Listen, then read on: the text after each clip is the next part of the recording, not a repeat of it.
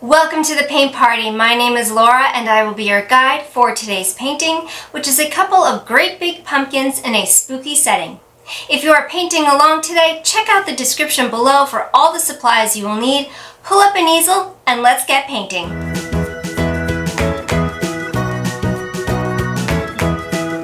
For the background, I will start with the moon in the upper right corner, then work my way in a circular motion out, getting darker as I go.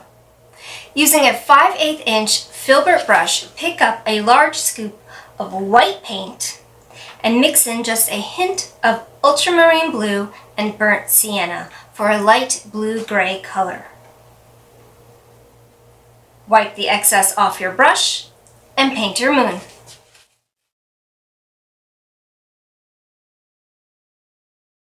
Bring it out about 2 to 3 inches, and then with your dirty paintbrush, pick up a small amount of bright red to mix in with your light blue-gray color for a reddish purple. Continue painting in a circular motion around your moon.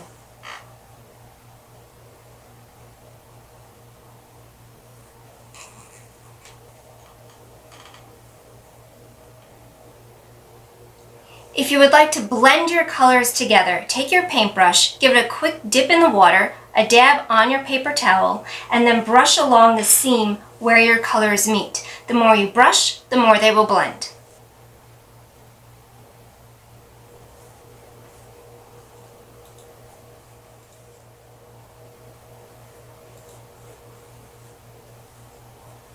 Take out your new color a few inches, then remix your color with a little more red and a little more blue.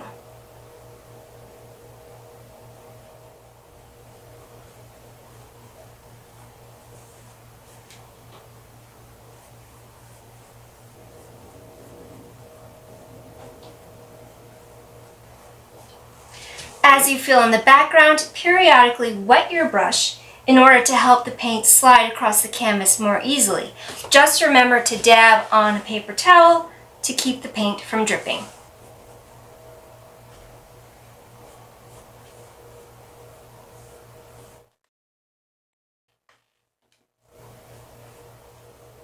Continue to work your way to the edges of the canvas using more blue and less red and white each time you mix your paint.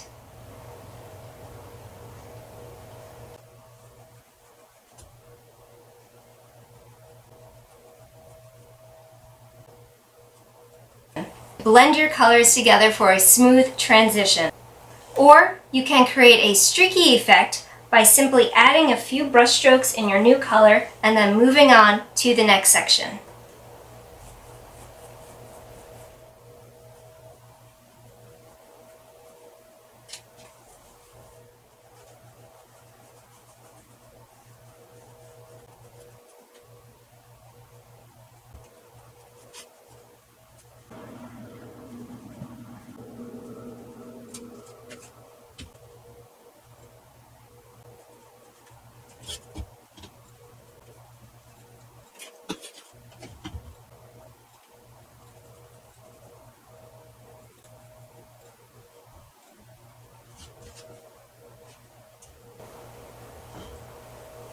With the background filled in, it's time for a dry break. Rinse off your brush, hit pause, resist the urge to touch up every little detail, and let that background dry before adding any more paint.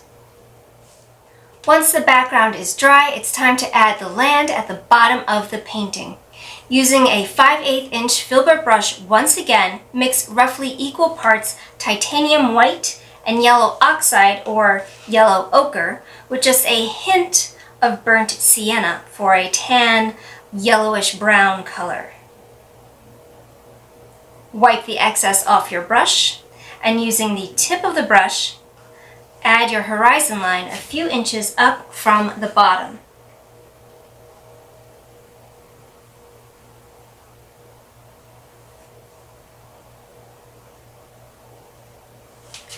Fill in everything below that line with your new mixed color. Work from left to right, and as you go, every once in a while, pick up a little extra yellow oxide or burnt sienna for added contrast. The more you brush, the more you blend. If you want a more streaky, textured look, don't overwork the paint. Otherwise, keep brushing.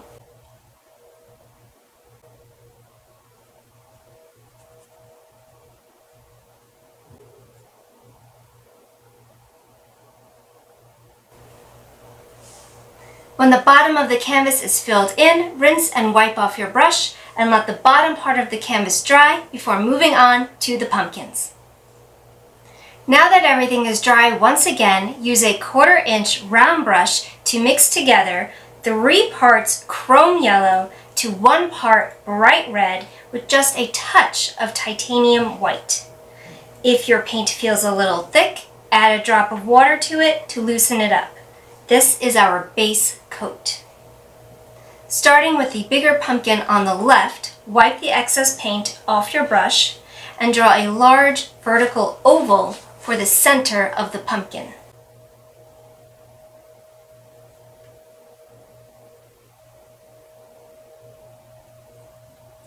Following the curve of the oval, fill it in with the orange.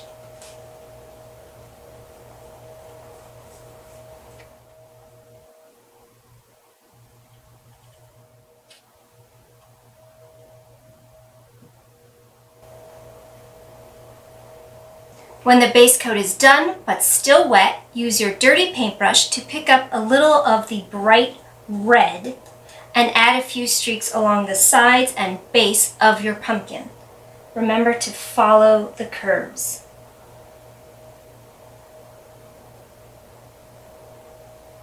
As with previous steps, if you would like the colors to blend together, keep working the paint. Otherwise, if you want a more bold look, add a few streaks and leave it be.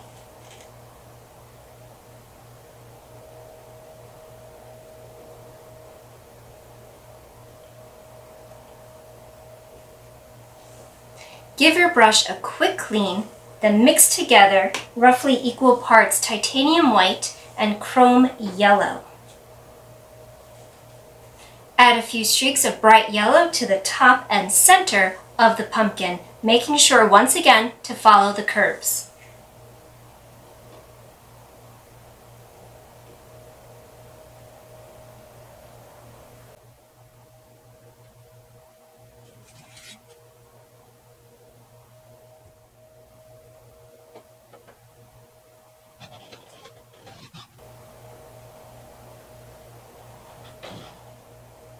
With the center section of your pumpkin filled in, go back to the orange and create a C shape on the left side of your pumpkin. Mirror this on the other side.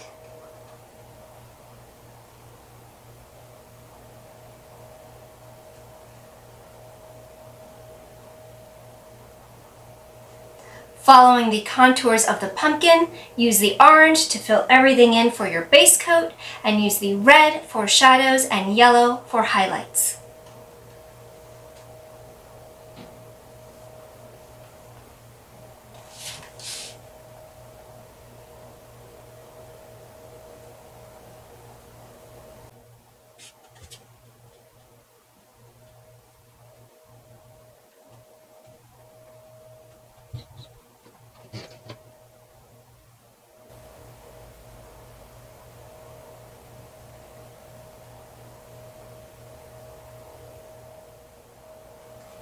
Shadows go along the base and closer to the center oval of the pumpkin.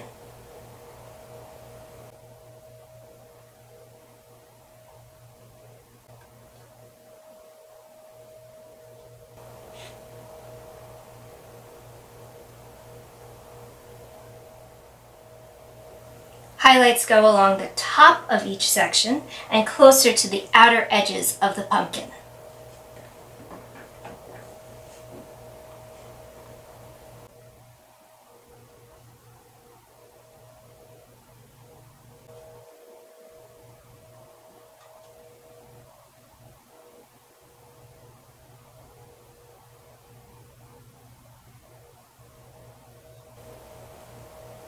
Since the moon is in the top right section of our painting, you may add an extra shadow to the bottom left of the pumpkin and an extra highlight to the top right.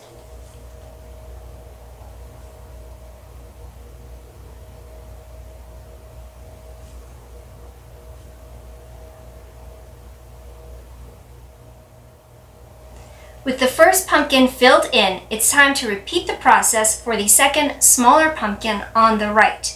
Continue with the 1/4 inch round brush, or you may switch to an 1/8 inch round brush if that would be easier.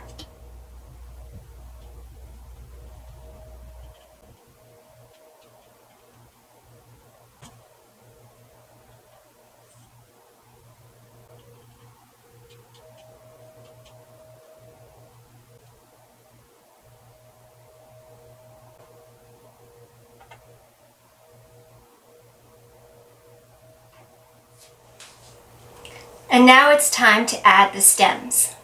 With a 1/8 inch round brush, mix together roughly equal parts chrome yellow and cobalt blue with just a touch of white. This is our base coat. Add a drop of water to loosen it up. Wipe off the excess. And paint your stems in little cone shapes on top of each pumpkin. Lift up and away from the canvas as you brush in order to create a fine point at the end of the cone.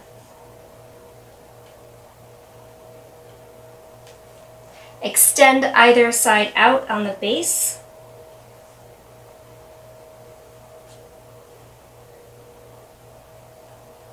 And at a few spots in the center for little extensions.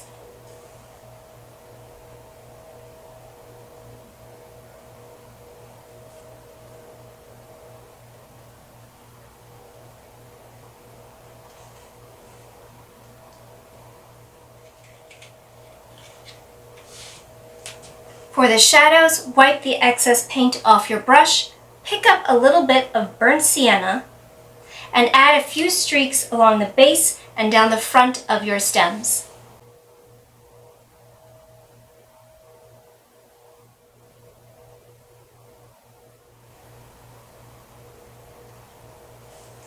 For the highlights, give your brush a quick rinse and go for some white or yellow to add to the top of the stems, down the front, and along those little extensions.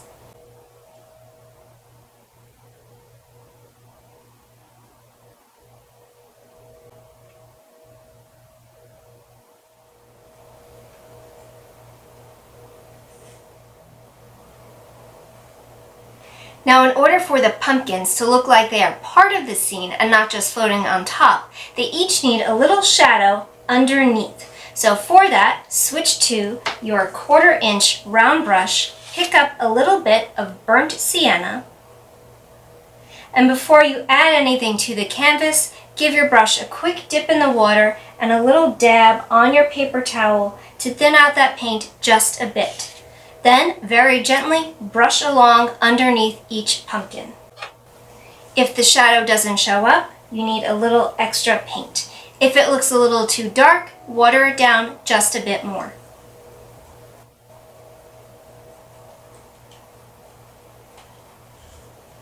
And now we just have our spooky silhouettes. Beginning in the upper corners, use black paint to create the branches. Make them however you like, but the general idea is that they're moving in towards each other, with the one on the left being bigger than the one on the right. Also keep in mind when you add branches, they are thicker at the base and thinner at the tips. Using a 1/4 inch round brush, mix a drop or two of water in with your black paint in order to loosen it up. Wipe off the excess and paint a wiggly, curvy line that goes from the upper left corner down and to the right. Press firmly as you begin and gradually lift up and away from the canvas as you paint.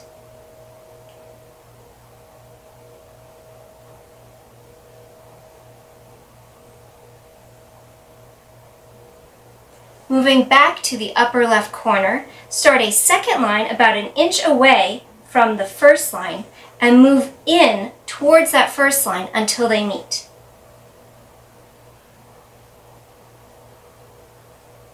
Fill everything in between those lines.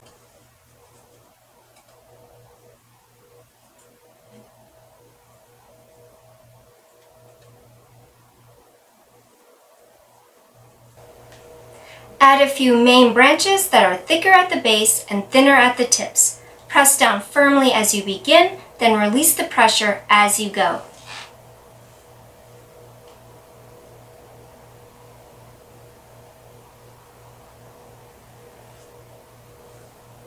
If needed, you can always go back and trace over any parts of the branch that ought to be thicker.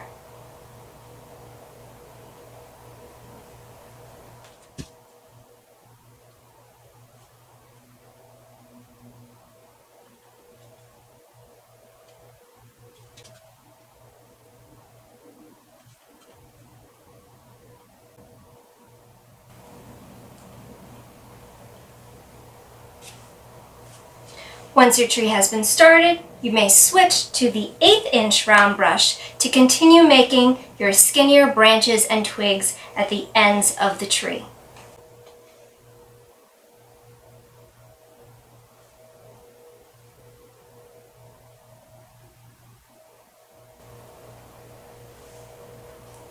Use just the tip of that brush and very light pressure for the thinnest brush strokes.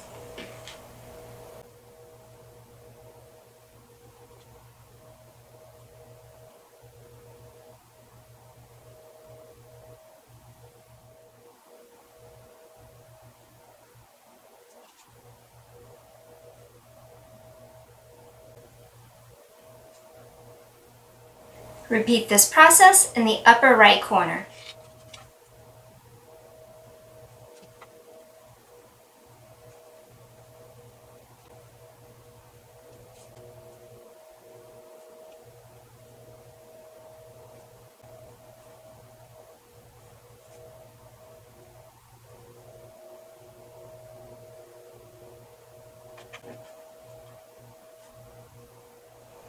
For the little trees on the bottom, continue to use your 1/8 inch round brush and black paint. Press down firmly as you begin and release the pressure as you go, using only the very tip of the brush and a light pressure for the thinnest parts of the branches. If needed, you can always go back and trace over the trunk for a thicker base. Add as many as you like in varying shapes and sizes, starting some at the very bottom edge of the canvas and some a few inches up from the bottom. This will help create some perspective.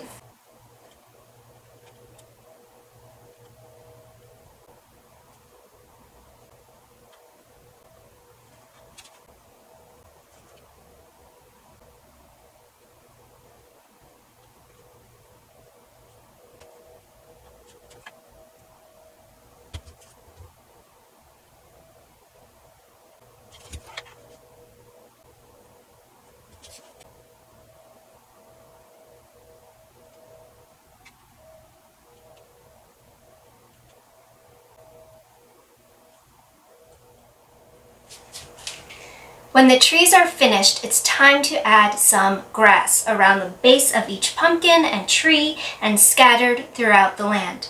Continue with your 1/8 inch round brush and black paint, making sure to water it down just a tad so that it flows nice and easy across your canvas. Wipe off the excess and add the grass. Quickly flick up for short little brush strokes, or take your time and allow the brush strokes to be long and smooth. Variety is key. Make your grass long, short, thick, thin, curved, straight, and allow it to overlap.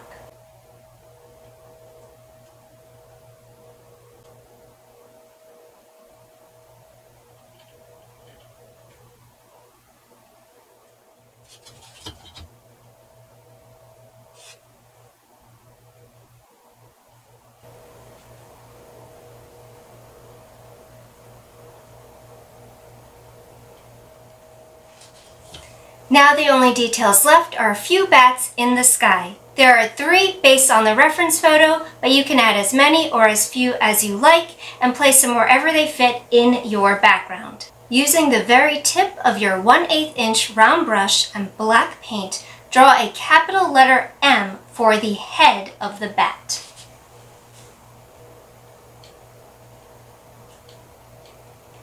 Keep your brush steady by holding it close to the metal part and steadying your hand on the canvas. From the bottom point on each side of the M, draw a curved line that moves out and away from the M.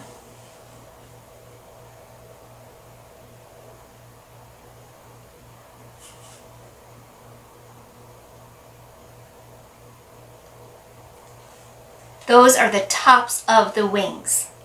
For the body of the bat, draw a letter V directly underneath the M.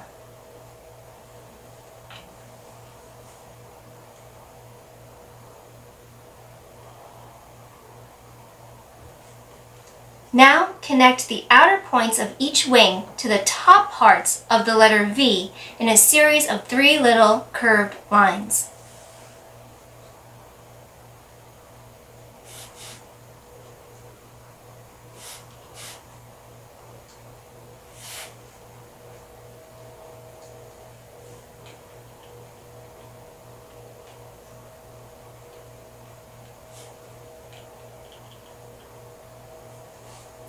Fill everything in with black paint and your little brush.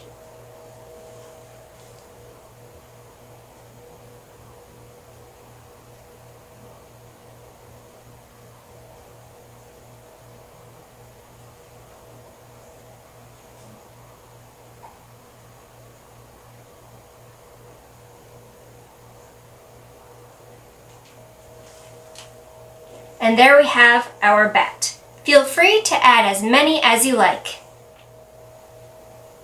Wipe the excess off your brush, hold it steady, rest your hand on the canvas. Capital letter M, curved line on each side, letter V under the M, and connect the V to the outer parts of the wings with 3 curved lines.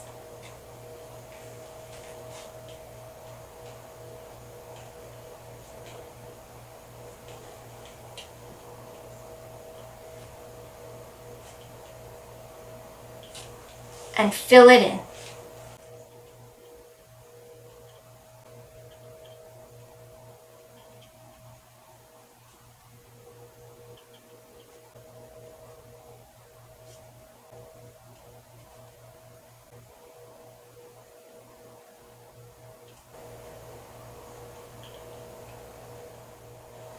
And that is the last detail based on our reference photo. But there is one more detail, the final detail, and that is, of course, to sign your name. Use that skinny brush and your favorite color to sign or initial the bottom right corner, or you can use a pen or Sharpie on the side or back. Either way, take credit for your work. If you are inclined to post to social media, I am on Instagram at Tiny Artwork. Please feel free to tag me so I can see your paintings. I hope you had a lot of fun and will join me again. Until then, happy painting!